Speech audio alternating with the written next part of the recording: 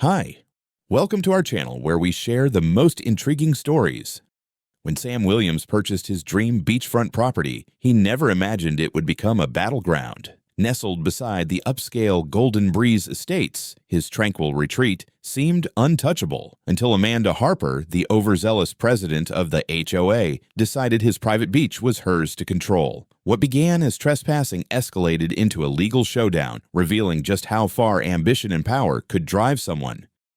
Sitting quietly in his cabin, Sam Williams gazed out at the glittering expanse of the Pacific Ocean. The rhythmic crash of waves and the salty breeze were a welcome reprieve from the noise and demands of his city life as an architect. A few years ago, Sam had achieved what felt like an impossible dream, purchasing 2 pristine acres of coastal land. The property included a private beach bordered by towering pines and a quaint wooden cabin he had personally restored. For Sam, this place wasn't just an investment. It was a sanctuary, a personal retreat from the grind of urban chaos. Sam's land bordered an upscale gated community called Golden Breeze Estates, known for its manicured lawns, identical beige homes, and, most of all, the formidable Homeowners Association, HOA, that governed its residents with an iron fist. Stories about HOA conflicts were a dime a dozen, and Sam had initially been amused by tales of ridiculous rules and power-hungry board members.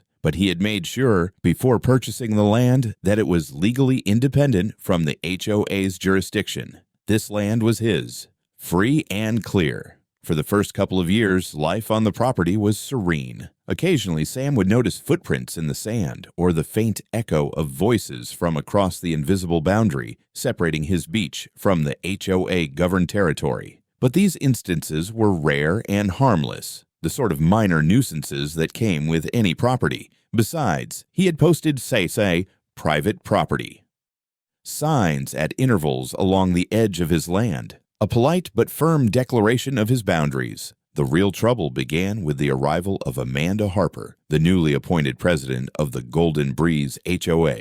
Amanda was a striking woman with her sharp bob of platinum blonde hair, designer suits, and a perpetual air of entitlement. Her reputation as an unyielding enforcer of HOA regulations preceded her. Under her leadership, fines for minor violations skyrocketed, and even longtime residents began whispering complaints about her overreach. Amanda treated the HOA like her personal kingdom, relishing her control over the community. Unbeknownst to Sam, Amanda's ambitions didn't stop at Golden Breeze. She had her eyes set on his beach, a stretch of soft sand and sparkling water she deemed too picturesque to remain private. Amanda's view was simple. Anything within arm's reach of the HOA should fall under its control. In her mind, Sam's property was wasted on one person when it could serve as the centerpiece for Golden Breeze's annual events and leisure activities. Sam remained blissfully unaware of Amanda's scheming until one fateful weekend in midsummer. As he poured himself a fresh cup of coffee and stepped outside to enjoy the morning sun,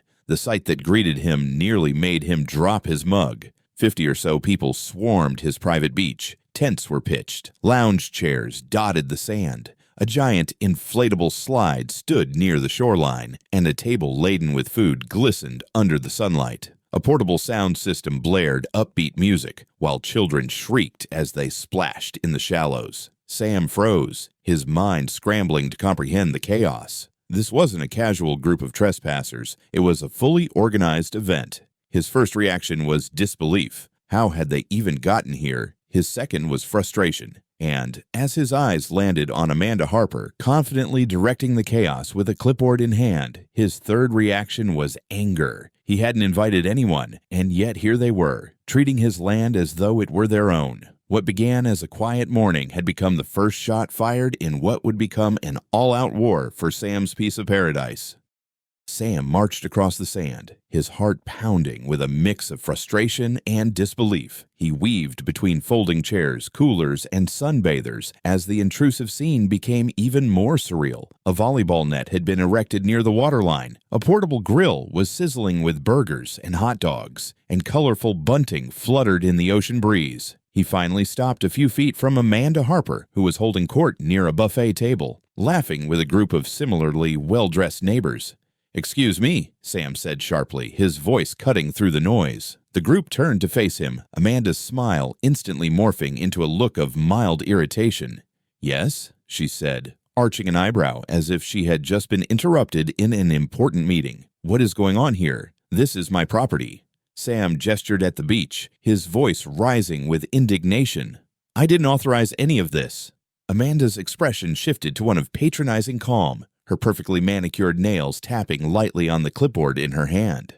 "Oh, you must be mistaken," she said sweetly. "This beach is part of the Golden Breeze community. It's been used for years for our annual HOA summer event." Sam clenched his jaw, trying to keep his cool. "It's not part of your community. This is private property. My property. I have the deed, the survey maps, everything. Your people are trespassing, and I need you all to leave immediately." Amanda's calm demeanor evaporated, replaced by a steely glare. "Listen, Mr. Williams, or whatever your name is," she snapped. "This beach has always been used by our HOA. You can't just waltz in and claim it as your own."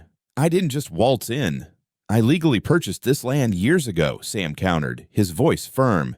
"The no trespassing signs along the boundary make that clear." Amanda crossed her arms. "Those signs don't mean anything. This property has always been treated as part of our community. Our residents pay significant HOA dues, and those dues ensure access to amenities like this beach. You can't expect us to change decades of tradition just because you've decided to play Lord of the Manor." Sam's temper flared. "What I expect is for you and everyone here to respect the law and leave my land. If you don't, I'll call the police." Amanda scoffed, waving dismissively at him.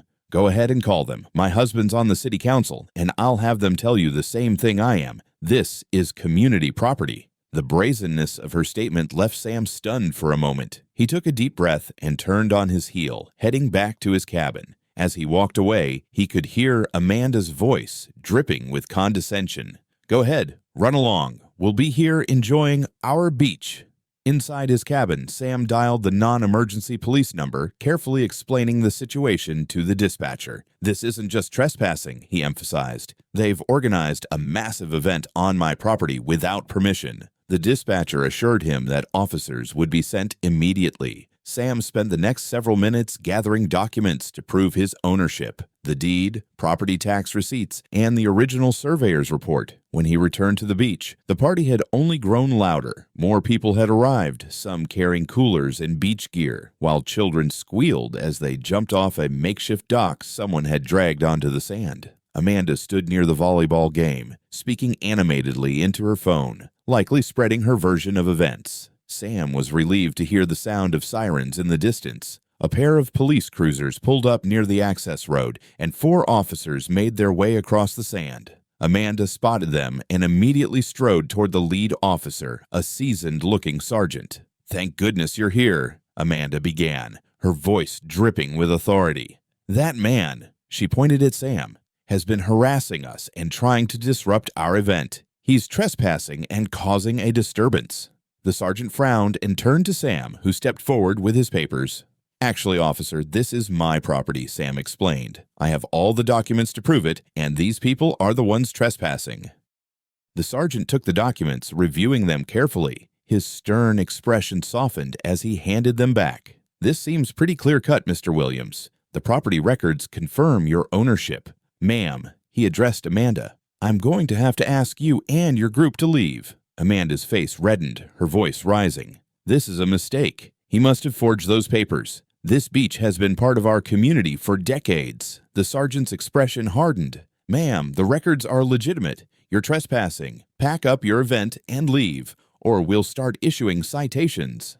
Despite the officer's firm stance, Amanda refused to back down, rallying the partygoers to her side. The confrontation was just the beginning of what would become a bitter and escalating battle between Sam and the HOA. As the last of the police cars disappeared down the access road, the beach fell into a tense silence. The officers had given Amanda Harper and her group a clear warning: leave the property or face trespassing charges. Yet, as Sam watched from the edge of his cabin's porch, he could see Amanda standing defiantly by the buffet table, surrounded by a few staunch supporters. Instead of packing up, they seemed to be plotting their next move. Sam stepped back inside, locking the door behind him. He wasn't naive enough to think this would end easily. Amanda's arrogance was palpable, and her refusal to acknowledge facts spoke volumes about her character. Sure enough, a few hours later, Sam received the first volley in what was clearly going to be a protracted war. A letter delivered to his cabin bearing the official Golden Breeze HOA seal. The letter, laden with legal jargon, accused Sam of illegally seizing HOA property and demanded he immediately cease his unauthorized use of the beach. It threatened a lawsuit if he didn't provide evidence that his claim of ownership was legitimate. A laughable demand, given the police had already verified his documents.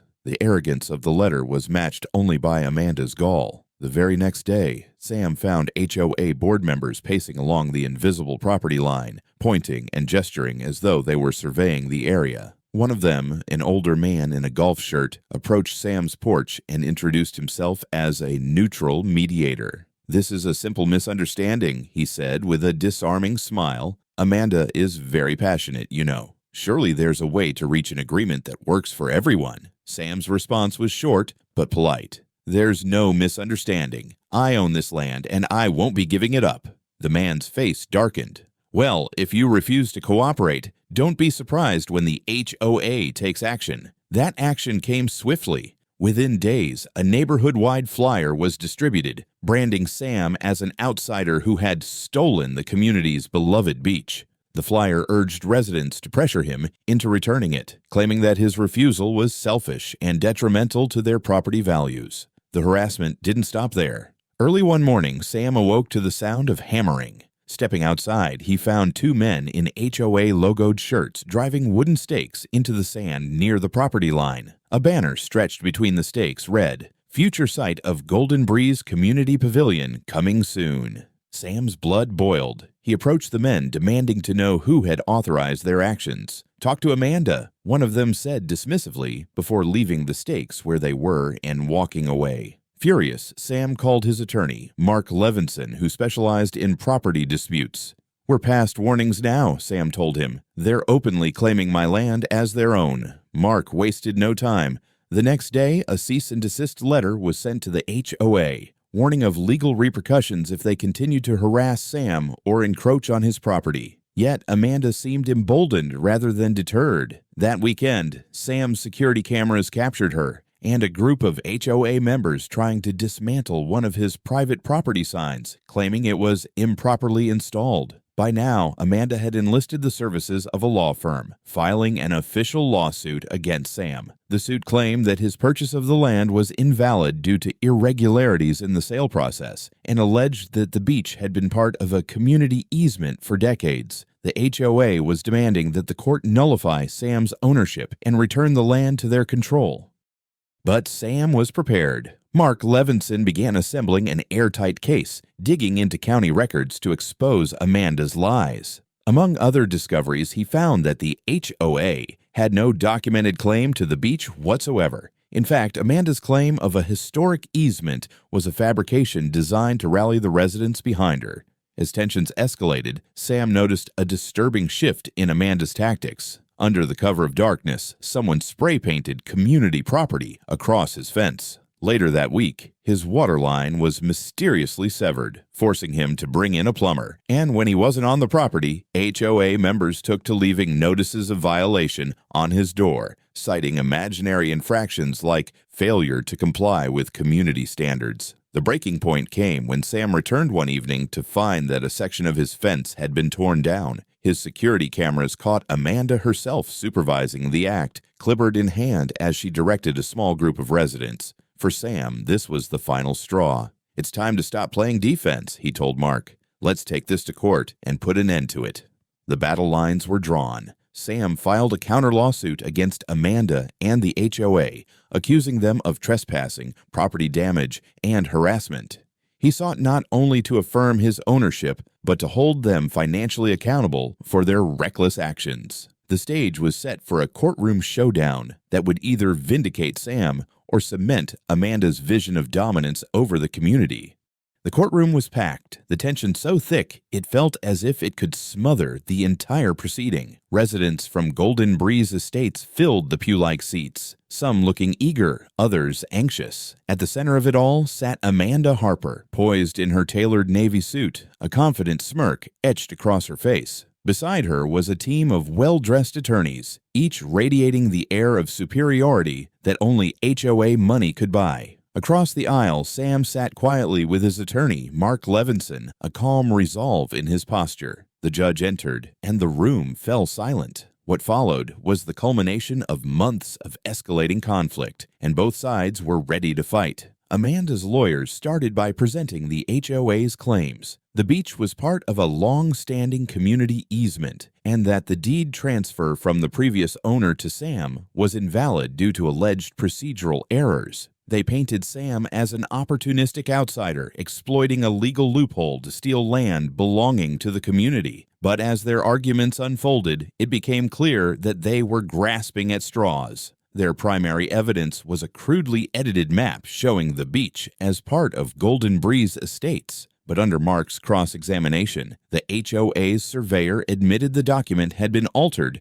after Sam's purchase. This revelation visibly shook Amanda's confidence, though she tried to maintain her composure. Then came Sam's turn. Mark meticulously presented their evidence, starting with the original deed and surveyor records proving Sam's ownership. He highlighted the pristine legality of the sale and pointed out the complete absence of any historical easement in the property records. The judge nodded along, visibly unimpressed by the HOA's earlier claims. But the real blow came when Mark presented video footage from Sam's security cameras. The courtroom watched as Amanda, clipboard in hand, directed HOA members to tear down Sam's fence. Gasps rippled through the audience as the judge's face hardened. When Amanda took the stand, her attempt at charm quickly unraveled under Mark's relentless questioning. Her fabricated easement story fell apart when she admitted she had no direct evidence to back her claim. She grew defensive, then flustered, as Mark pointed out inconsistencies in her testimony. The judge's stern gaze grew colder with each passing moment. In his closing statement, Mark emphasized the HOA's brazen disregard for the law, the harassment Sam endured, and the financial and emotional toll of Amanda's reckless leadership. He urged the court to not only affirm Sam's ownership, but to hold Amanda and the HOA accountable for their actions. The verdict came swiftly. The judge ruled decisively in Sam's favor, declaring his ownership of the property ironclad. He dismissed the HOA's lawsuit with prejudice, noting their case was built on falsehoods and malice. But it didn't stop there. The judge fined the HOA $250,000 in damages for trespassing, property destruction, and legal fees to be paid directly to Sam. Amanda, however, faced an even harsher sentence. The court found her personally liable for orchestrating the harassment campaign and committing fraud by altering official documents. She was ordered to pay an additional $50,000 in punitive damages and was referred to the district attorney's office for potential criminal charges. As the gavel fell, the courtroom erupted in a mix of stunned silence and whispered murmurs. Amanda's confident facade had crumbled into sheer disbelief. She was escorted out of the room by her lawyers, her head hanging low. Sam, meanwhile, exhaled deeply, a sense of relief washing over him. Justice had been served, and his beach, his sanctuary, was finally safe. The aftermath of the trial sent shockwaves through Golden Breeze Estates. Amanda Harper's fall from grace was swift and absolute. The once feared HOA president was forced to resign in disgrace, her reputation in ruins. As news of her legal and potential criminal troubles spread, many residents began to openly voice their frustrations about her authoritarian rule. With Amanda gone, the HOA board held emergency elections. A group of reform-minded residents took charge, promising transparency and fairness moving forward. Their first official act was to issue a public apology to Sam, acknowledging the HOA's wrongful actions and pledging to rebuild trust with the community. While Sam appreciated the gesture, he was more relieved to finally have peace and the freedom to enjoy his land without further intrusion. On his property, Sam wasted no time fortifying his boundaries. He replaced the damaged fence with a reinforced one, added additional no trespassing signs, and upgraded his security system with motion-activated cameras that covered every corner of the perimeter. These measures served as both a deterrent and a reminder that his property was off-limits. Word quickly spread among the Golden Breeze residents. and the harassment ceased entirely. Even the most loyal supporters of Amanda learned to steer clear of Sam's beach. In time, what had been a source of tension transformed into mutual respect. Some neighbors even stopped by to apologize for their earlier involvement in the conflict, expressing regret for believing Amanda's lies. The financial compensation awarded to Sam also had a silver lining. He used part of the settlement to restore the natural beauty of his beach, repairing the areas damaged during the HOA's intrusive events. A local landscaping company helped him replant native grasses near the dunes, and he added a small fire pit and seating area near his cabin for gatherings with close friends and family. The case also gained local media attention, casting Sam in the light of a quiet hero who stood up to abuse of power. His story became a symbol of resilience, a reminder that even against well-funded organizations, justice could prevail. More importantly, the experience reinforced Sam's connection to his sanctuary. Walking along the undisturbed shoreline one evening, the waves lapping at his feet, he felt a renewed appreciation for the simple, unspoiled beauty of the place he fought so hard to protect. His land was no longer just a retreat. It was a testament to his perseverance and a symbol of standing one's ground against even the most audacious opposition.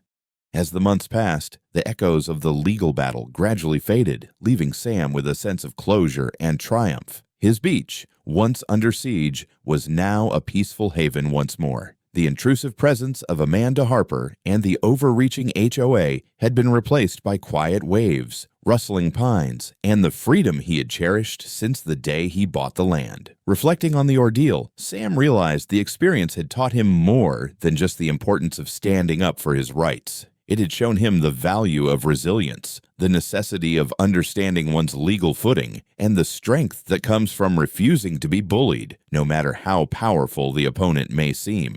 Amanda's fall and the reforms in Golden Breeze Estates stood as a cautionary tale for other HOAs in the area. Her unchecked ambition and abuse of authority not only cost her financially, but also destroyed her reputation and potentially her freedom. For Sam, it was a reminder of how dangerous unchecked power can be and how vital it is to hold those in authority accountable. Though the court battle had been grueling, Sam felt a deep sense of pride for having defended what was his. His victory wasn't just about property, it was about principle. He knew others might now feel emboldened to protect their rights, inspired by his willingness to fight back. As he stood on the shoreline one evening, watching the sun dip below the horizon, Sam smiled. The battle had been hard fought, but it was worth it. His beach wasn't just a piece of land. It was a symbol of justice, perseverance, and the enduring strength of those who refused to back down. The waves rolled in, washing away the last traces of conflict, leaving only peace in their wake.